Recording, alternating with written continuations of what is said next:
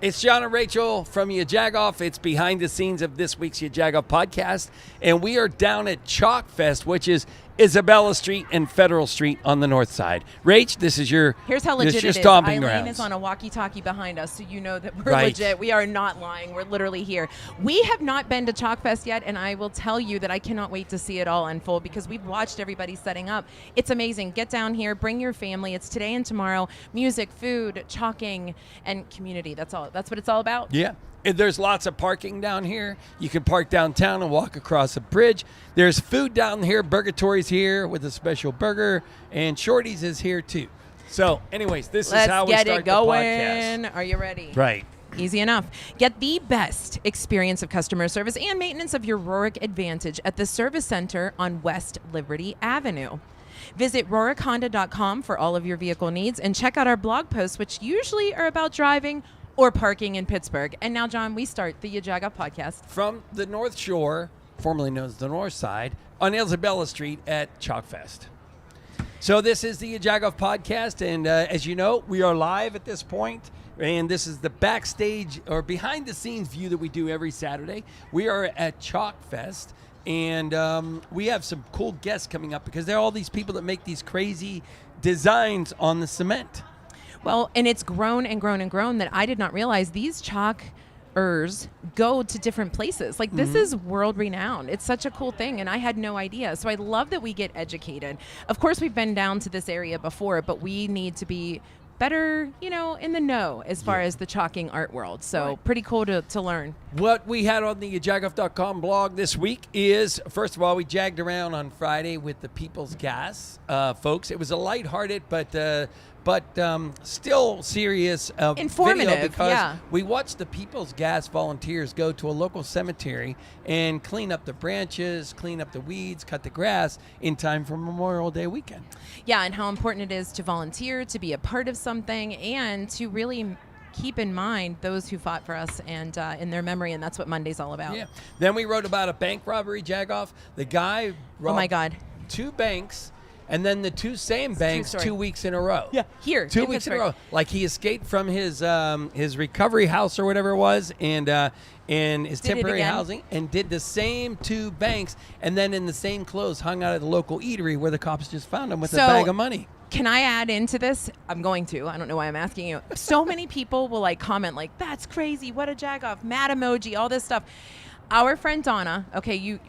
Follow me. Donna, who works at Citizens Bank, who we see waiting for the bus outside, she messaged and said, I was one of them. Oh, no. I was like, what? And I saw it pop up, and I had no idea what it was in reference to because we post so many questions. Yeah. Went back, and I thought, oh, my gosh. So we actually know somebody. 1 degree of separation from somebody who was involved in this. Right. What a jagoff. How about that? And then anyway, we had the listen, earbud was hysterical. That was you. Jagoff, because, listen, I get it. Earbuds are destroying the world at this point because people have no sense of where they are.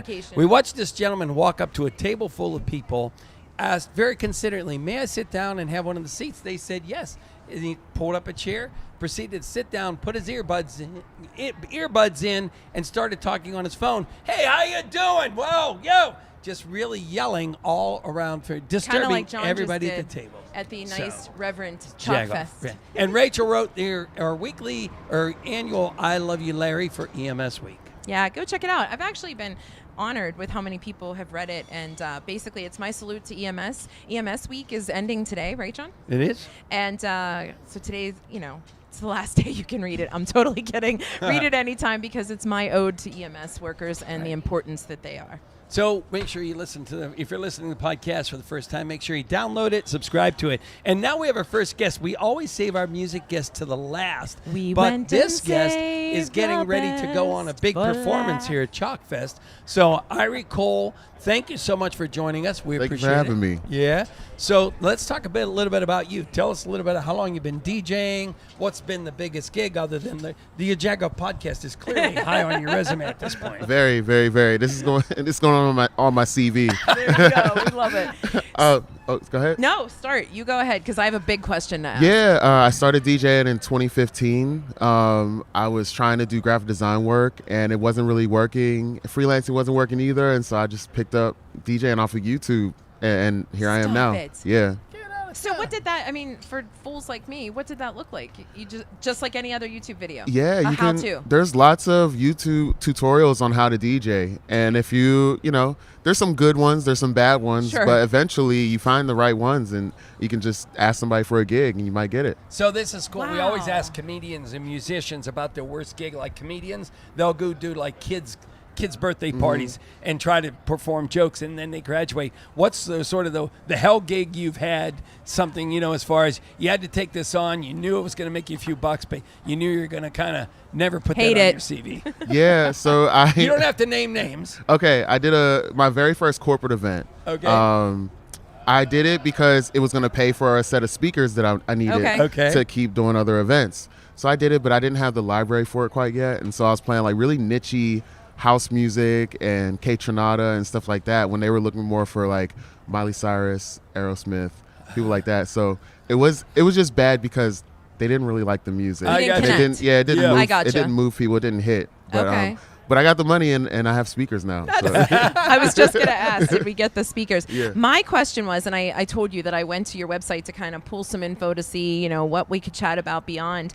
And I saw that you're an open format DJ. What does that mean? What does open format mean? Yeah, it means open format means that you just play whatever you need to play to get the party moving. So Oh, okay. sometimes when you see me, I might be playing disco. Sometimes I might be playing like Bali remixes.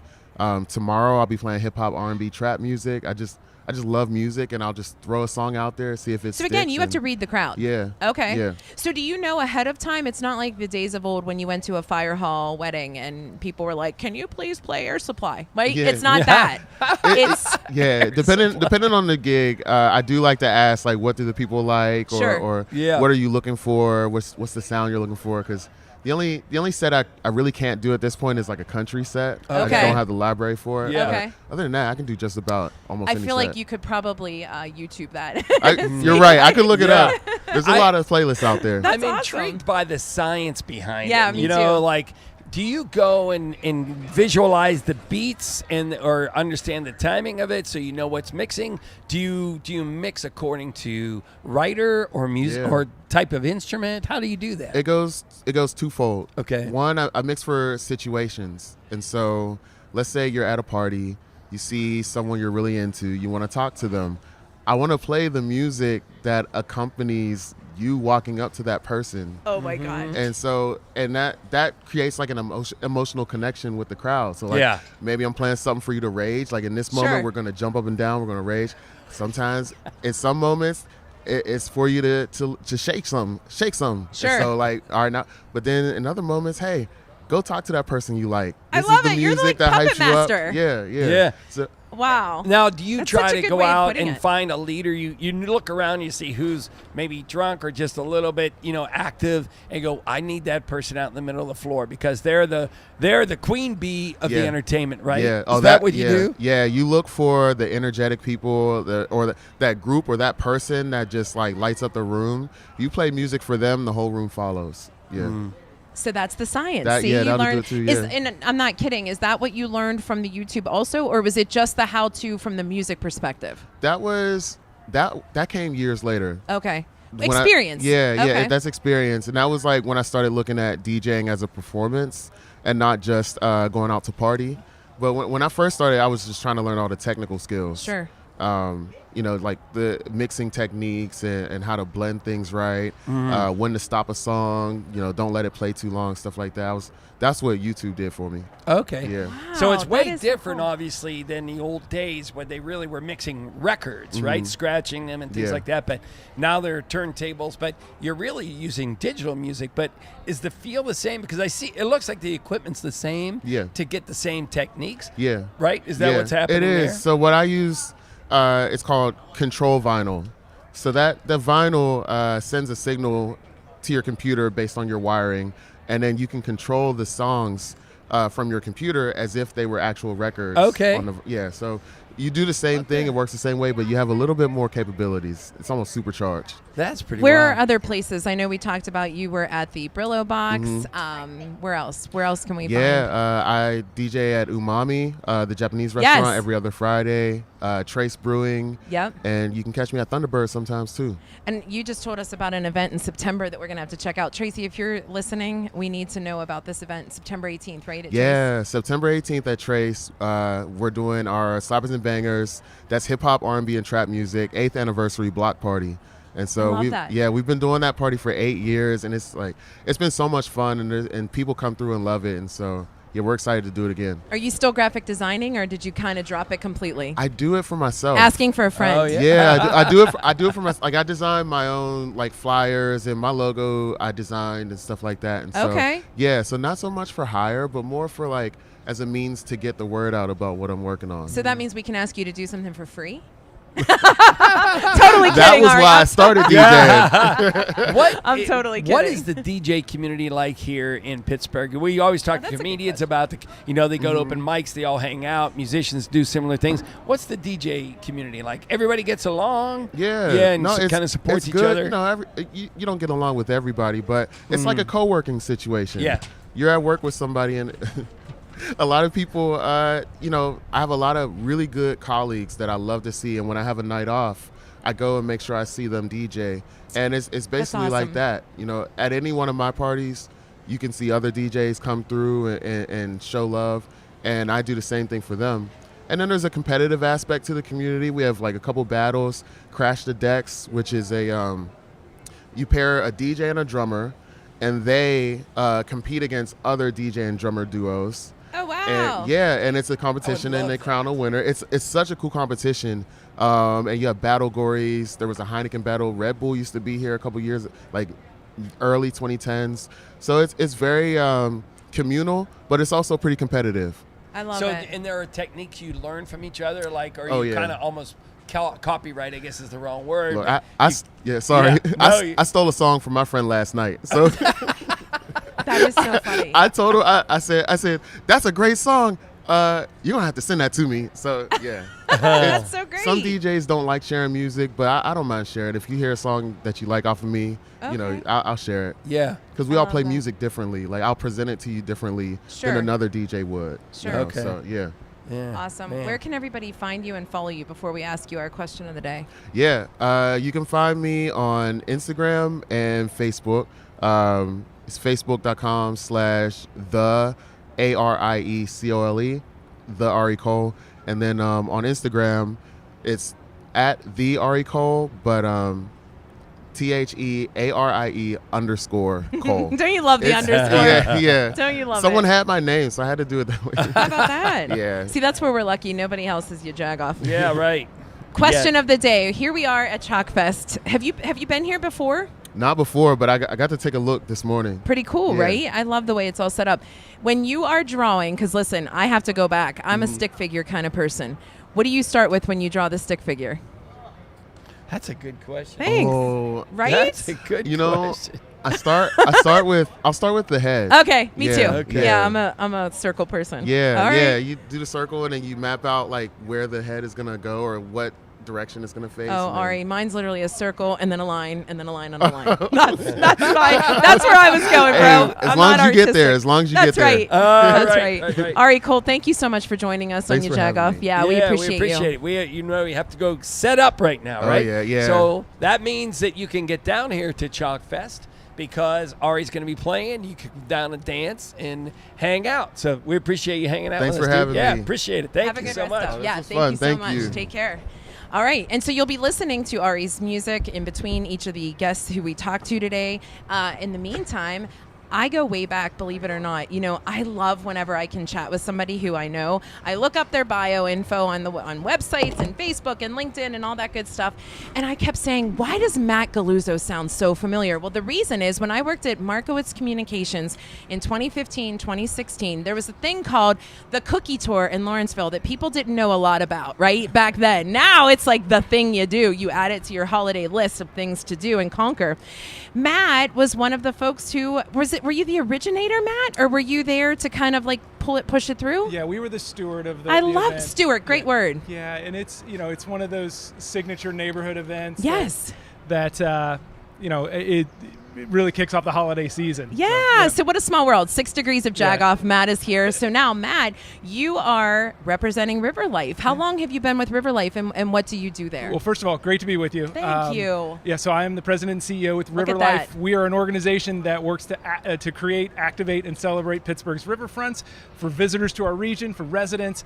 And today is a great day to really show our mission in action. Yeah, it definitely is. It's right next to it's Isabella Street, and your offices are right behind us. And you guys don't really have a view of the river from your offices, right? But you impact. So talk about what we're trying to do with River Life. Like, everybody knows that we can rent kayaks and go boating and things like that, but there's a whole lot more. There's cleaning up of the shores, everything, right? Yeah, so we're a 24-year-old organization. We'll be 25 next year. We have invested over $150 million in our riverfronts to create the signature moments. So the Point State Park fountain restoration, South Shore Riverfront Park. And, we partner on projects throughout the riverfront. And one of the things in coming up from Lawrenceville that, one of the reasons I was brought in is that we need to sort of create a complete system. And so we're working on what we call completing the loop, which is a series of capital projects to fill in the gaps. But there's also gaps in experience. And so today, Chalkfest is really an example of how do we make sure that our riverfronts are activated and that we're doing things that are both relevant, right, bringing people to the riverfronts, but also unexpected. And that's what today is about. So that you can sort of wander and see different things that you can't find anywhere else in the region.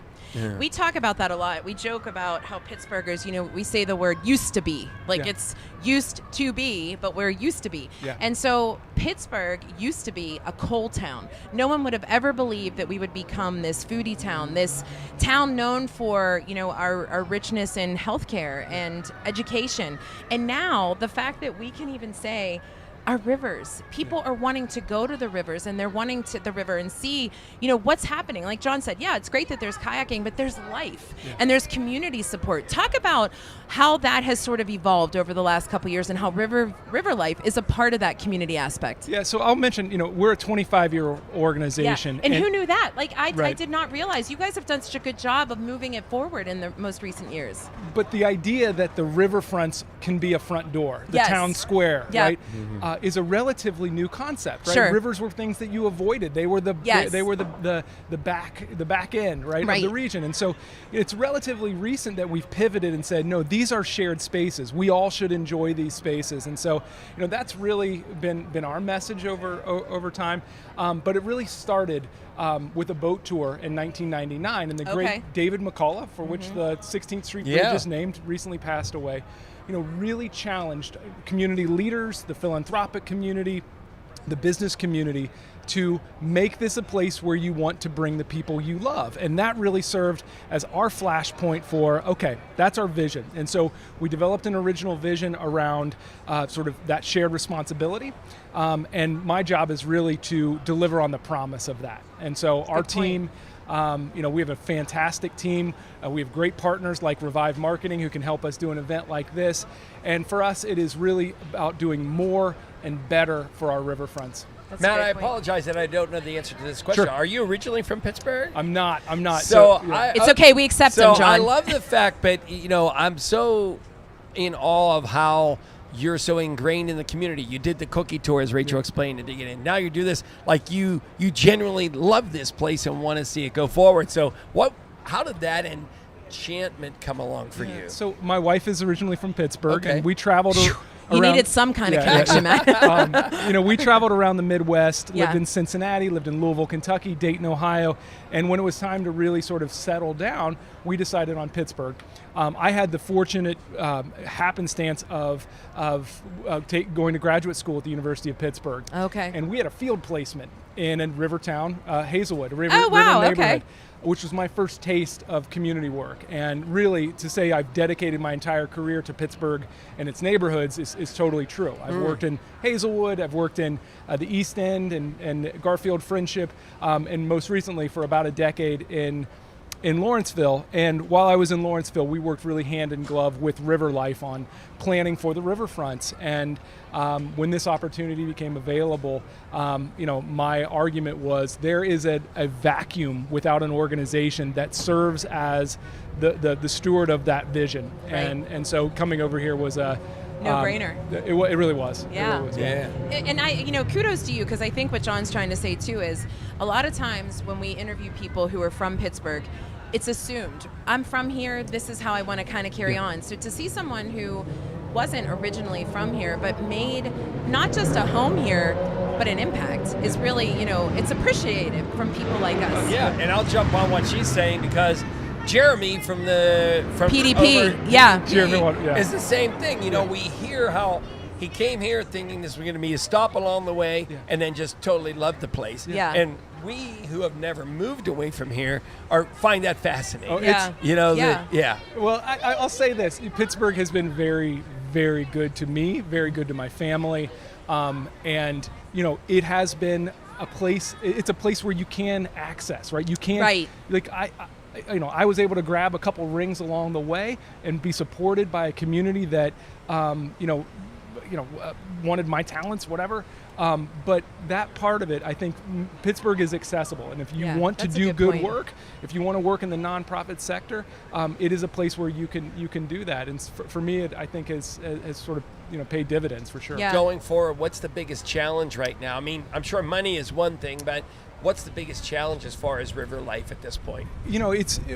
Money is really not the issue. It is really meeting the moment. And right now, good point. I think, coming out of COVID and some of the economic restructuring that we're experiencing as a city, we need to be ready for that. These are big jobs, and we need to be ready for things like federal infrastructure dollars that are coming down. We need to be able to absorb those resources and tell a compelling story for how those can be deployed. Okay. And for us, that means, bringing resources internally, but also partnering with, the PennDOTs of the world and the Alcasans to really make sure that as big infrastructure investments are being made, that the benefits of those investments are accruing to the public, which is, I think, a once in a multi-generation opportunity. Yeah. Wow, that was so well said. I mean, I have to say, you had no idea what we were going to ask you, and you are just so prepared, and we appreciate that because that's true, it's a good example of what you want to do and what you want to be. Well, and I'll tell you, and I've said this before, that the benefits of our work really, you can see it. People are impacted. Mm-hmm. We went to Chalk Fest last year. What a great time. And that is part of our work. But it's also that we have the opportunity to make sure that future generations, our kids, our grandkids, right, benefit from our work. And that, for me, is what gets us up in the in the morning. We interviewed, it's probably a year now, over right in the little park right there where some of the tents are set up, Gavin. Yeah. And it was intriguing then to hear how he loved working here because it was so important. And it was, like you said, it becomes part of what the city is, especially, let's face it, it's spring, summer. People want to be outside, and you're making that possible. You're sort of educating them without them realizing it. Yeah. And that's the cool part. And I'll give a shout out to Modular International, which disclosure is one of our social media companies, but their lighting is right back here behind us. If you're listening to the podcast, you won't see it, but the park on Isabella Street, the Modular installed some lighting to kind of brighten up the place over here. It was awesome. And it's those little moments that can signal, this is a cared for place. And to have partners who come forward and say, hey, we can do this on your, to play our part is, that is a Pittsburgh story. Yeah. That's so true. Matt, where can everybody find out more information about River Life, what's happening, how they can support it, what to expect? So the riverlifepgh.org is our website. We encourage folks to explore the riverfronts, contact us, sign up for our newsletter. I was just going to say, your newsletter is fantastic. It's a great source to hear about things that are happening. We do an annual fundraiser called Party at the Pier in August, which please come. It's an amazing event. Unlike no programs, no speakers, it's just a good party on the riverfronts. But really sort of letting us know what they want to see. So we're actually doing some some active engagement here about the future of Allegheny Landing, that all of that input is really going to drive and co-create some of the moves we're going to make in the coming years. So before you ask the question of the day, I feel like my question is so silly. Are we better? Are we better than Cincinnati and Philadelphia as far as river life? Ooh. Because we don't like them because of football. Sure. All right, Cincinnati and Philadelphia got to be better. Yeah. I mean, we have the most amazing view of our cities from our riverfronts. There are things we can learn from other cities for sure, but this is a really special place. Well done. Well said. I love it. Very diplomatic. This is a very silly, we have to common thread, right? All the serious stuff is over. So the question of the day, as you're looking around at all these amazing roped off areas for Chalk Fest, we're so excited to bring families here to kind of experience, what our city's about. When you are drawing a stick figure, Matt, what do you draw first? Oh, good Lord. I warned you. I love this question. It's definitely like a head. Okay. Me too. I said that, the circle. I literally said that because when we had Aria, he was like, I think it's the head. And I was like, yes, it's the circle. Yeah. Yes, Monica. That is so funny. Monica. That is so funny. Well, thank you so much for joining us. We appreciate all that you do. We appreciate that Pittsburgh was able to trap you and keep you here. And thank you for what you do. Because you're clearly doing a great job, and we appreciate it. Thank you for coming out Absolutely. and sharing our story. We really appreciate it. Thank you. Have a great week. Nice. Have a great Oh weekend. my Thank gosh. you. We Thank you appreciate so it much. so much. So you're going to hear some more music from Ari Cole. And next up, we're going to talk to the Chalkin' Dad. Yes, unfortunately, and if you're listening, I kind of just broke out and was like, wait a second, it's that guy, because we could always chat with the folks from the Pop District because Warhol is so important. Do you so do it? if he wants to come over and chat, Matt, thank you so much. Thank you so much. All right, so again, reminding you as we're waiting for our next guest, you're looking behind the scenes of the YaJagoff Podcast, and behind us is the Chalk Fest. It is so cool. I'm so glad we had the opportunity to come down here. I feel like we're one of those cheesy dog show reps. We're like, and this dog is coming up, but you should see all of the amazing little takes that people have on chalking. Who knew? It was such an art. Chalkin' Dad's crushing it with a Franco Harris. Is that what it is? Yeah. I didn't even look yet. yet. Oh my gosh, he's crushing it. Come on in. Yeah. All right. We had a couple minutes and we thought we would chat with the Pop District folks at the Warhol Academy. So welcome. How are you? Doing well. How are y'all doing? Oh, Ryan, booming voice. All right. You're like, I got this. We You guys recognized can hold you. my beer. Mic or check, sparkling check, water. check. Sparkling water. We recognized you because we had a tour of the Pop District a couple months ago with our friend Byron Nash and got to see what the Academy piece was all about. The space that you have up there is amazing. Thank you. Yeah. I'm Ryan Haggerty. I'm the program director up at the Warhol Academy in the Pop District. And as you were mentioning, it is a new space up here on the 7th floor in the building right next to the museum here along Isabella. And this is Chalk Fest today going on, as you all already know from the podcast. But we're just happy to have nice weather and all these folks come out to see us. Talk about what the Pop District is. We toured it, and it's a co-working space. It's a place you can rent for events. It has a wonderful view, and the amenities are super cool, even high tech as far as that. So talk about we're all high of that. tech now. All right. Well, I think we saw a room with a green screen in it. Or The production studio for sure. So really, when you think about Pop District, think about it as placemaking. So you have the Warhol Museum that's been here for a while, and they've done some great work with their art, their education, and all that. And really, we're just bringing more culture to the North Shore and the North Side. So you have the Pop District HQ up on our 7th floor that you all toured. You also have the Print Lounge, which is across the street on Eastern and Robinson. And then you'll notice our alleyway, which has that lovely rainbow mural and the silver spray paint, is the Silver Street. So we have all these spaces now that are being activated for people to do more things over here. And space is back since we're like post-pandemic, right? Yeah. So a lot of that, and then you mentioned workforce too. So we are running programming where the museum's always done K through 12. We're really kind of that post piece where people are trying to figure out how to do a business, how to get a job, and doing things in creative fields, doing things in digital marketing. So we're really just trying to plug people in, not just to learn a thing, but also to be a part of this network. We love it. Because that's so smart. Pittsburgh is, not real big, and people are pretty open about talking to one another, and we're trying to offer this network for people to do what they want to do. Great That's point. Super cool. I'm sorry, just real quick. What was the impetus behind Pop?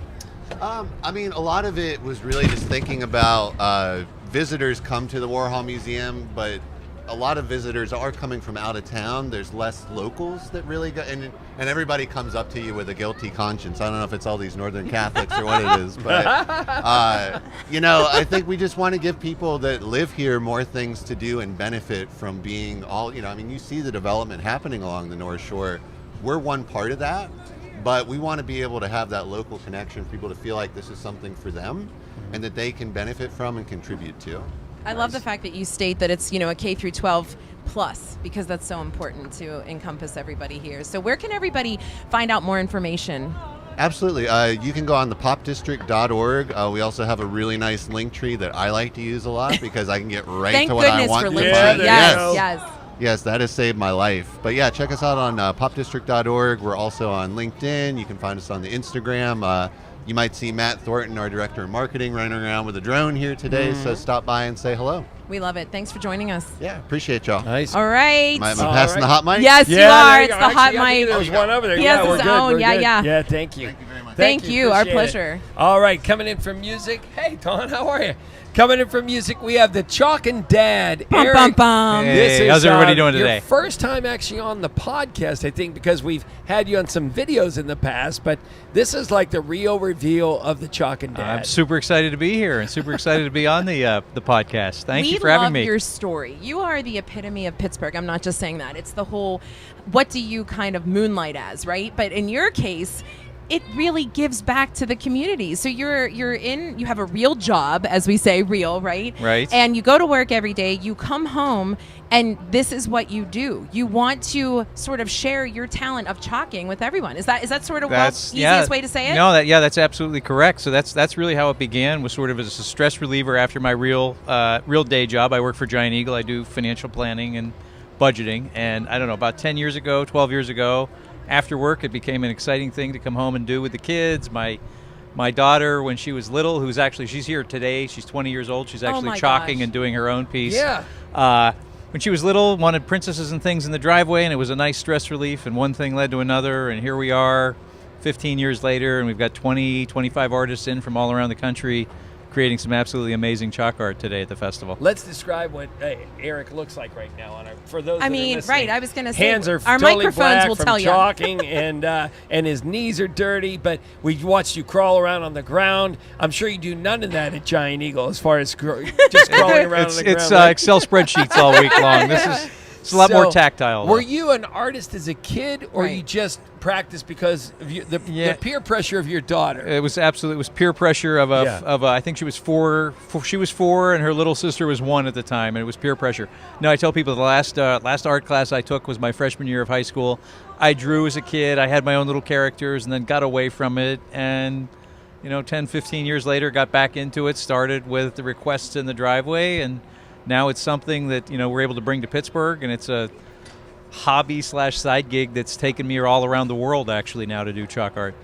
What kind of requests have you gotten that have been like, wow? Like, it starts as, hey, I'm drawing a princess because my daughter wants it, right? And then it becomes people saying, I want these grandiose things. Is that the case? It started with some pretty crude, rudimentary Cinderella and Snow White, and last year I did a project for Red Bull in Boston for their cliff diving championship. So it's gone from there. I did that.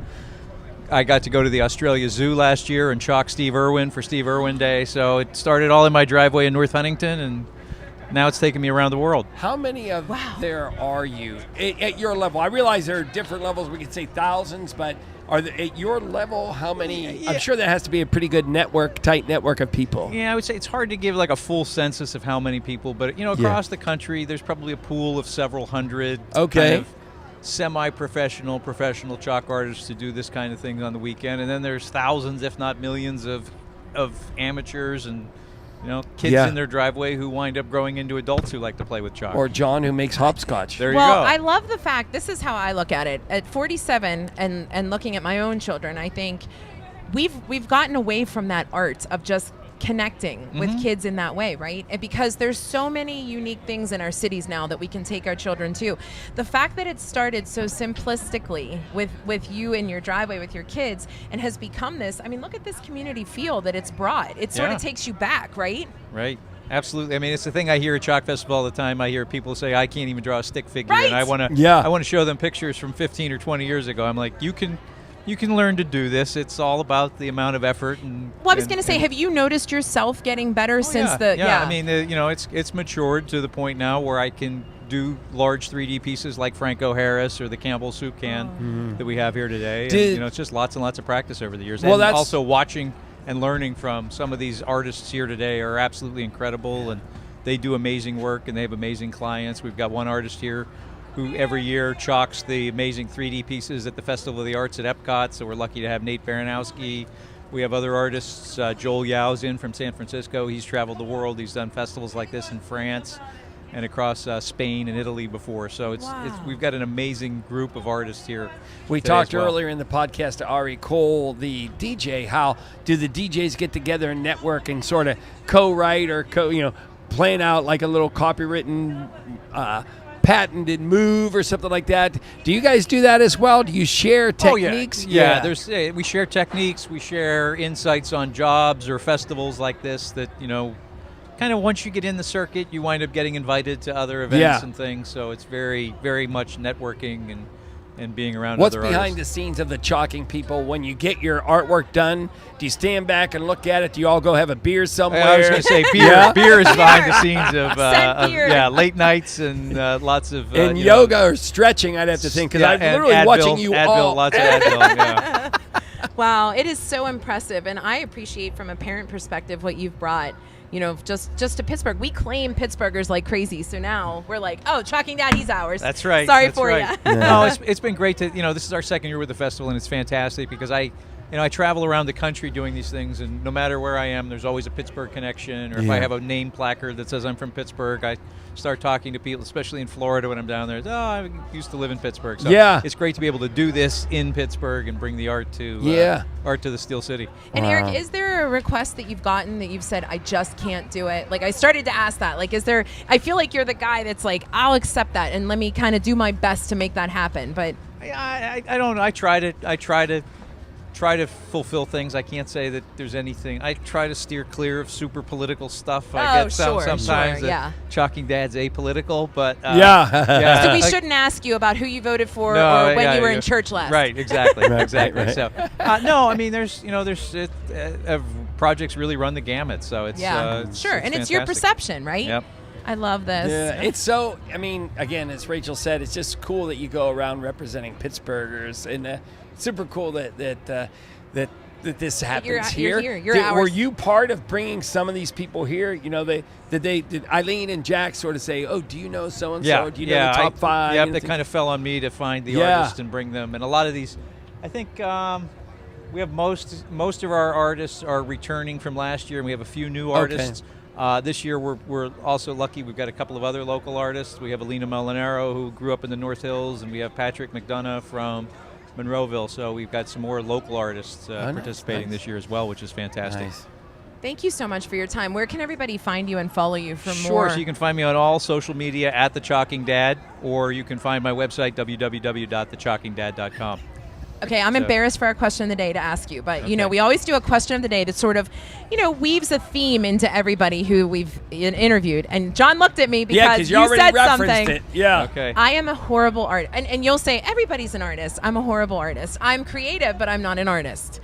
When you're drawing a stick figure, what do you start with first? The head. It's unanimous. It's hands down, yeah. Wow. I would have to say, what about you? Yeah, I said that, because I thought maybe someone would say sort of the middle to kind of give it balance, but okay. It'd be a great question. My daughter's left-handed and does everything in a different way, so I'll have to ask her. I'll have her draw one later. Okay, there you go. Yeah. See if she starts with that. And Monica, you noticed that I got a great question from the Chalking Dad. John did not.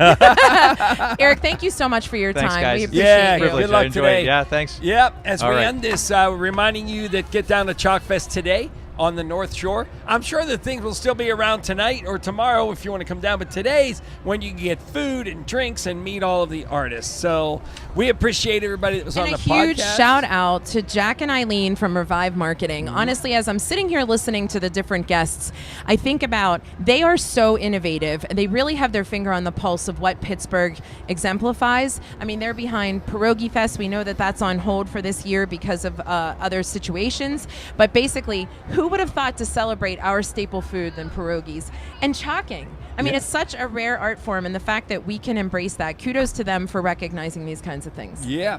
So thanks to Matt from River Life, thanks to Eric, and thanks to Ari Cole, and thanks to Ryan from the Pop District for being on the podcast.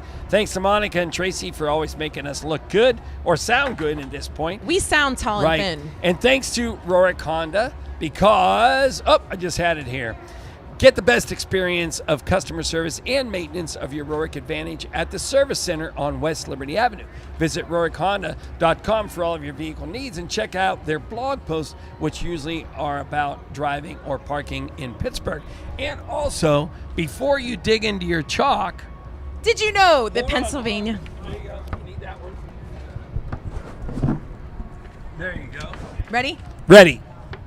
Did you know Pennsylvania law requires you to call, what 3 numbers? 811, at least 3 business days before you dig. That's not just for contractors and big projects. Even homeowners working on simple projects like a new mailbox or expanding your garden need to call 811 before they dig. It's simple, it's free for you as a homeowner or a renter. And it's the law. Right. Peoples-gas.com.